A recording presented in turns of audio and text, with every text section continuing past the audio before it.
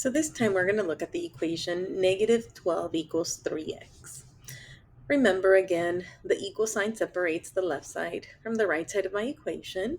I'm looking for where is my variable located at, and my goal is to isolate that variable, right? I want to leave that variable by itself, so I need to move this 3.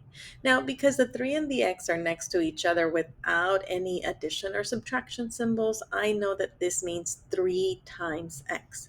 So in order for me to move this 3, I need to find the inverse operation to multiplication. Well, the inverse operation to multiplication is division. So in order for me to move this 3, I'm going to have to divide both sides by 3. We know that a fraction represents a division problem, right? So this is saying 3x divided by 3.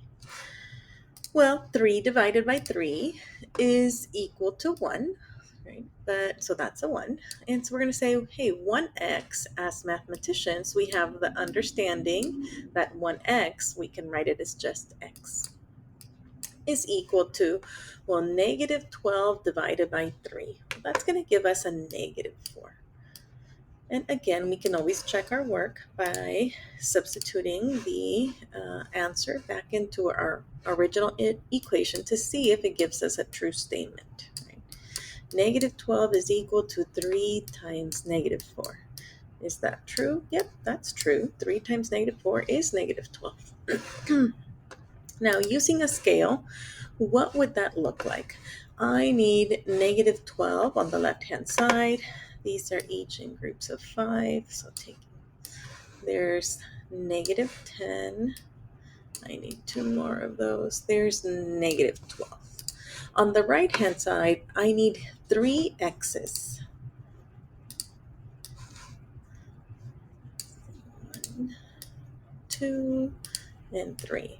And because that's the equation that we were given, I need to tell this to balance, right? So now I have a equation being represented in this balance. In order for me to solve this, I need to divide. Well, what does it mean to divide? It means to make groups, right? To split up things, right? So I'm going to split things up into 3 parts. And then what I'm going to do, I'm going to split all of my negative 12 pieces evenly between these 3. Okay, and I like to draw the lines just to kind of help me out, keep things in somewhat organized.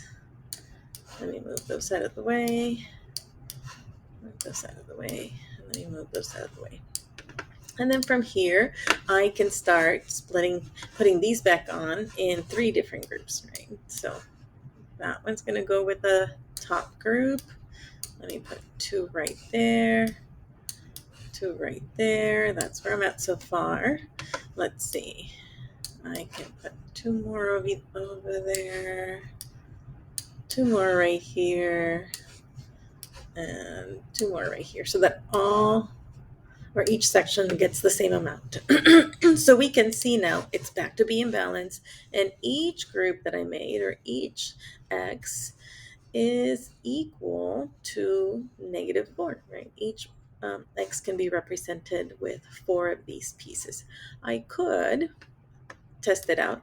Say, hey, if I take an x out of here, I would have to take 4 pieces out of here, and it would still be balanced, right? Because that's what we said each one was equal to. And we can see that it's balanced. If I take 1 from here, and I take 4 from here, would it still be balanced? Yep, it's still balanced, because this is letting me know that when I split it into, 3 equal groups, each one ended up with 4 negatives. Now, another way that we can think about it is that using counters, I have negative 12 counters, right? If we remember that red side means we're working with negatives. And here I have 3 x's. That means I have 3 boxes, 3 unknowns. All of them are the same type. So each box is supposed to contain the same amount of items. So if at the end I'm supposed to have 12 negative items, then what's on the inside should be negative, right? I can start by putting 1 in each. Well, that's 3. That's a total of 6.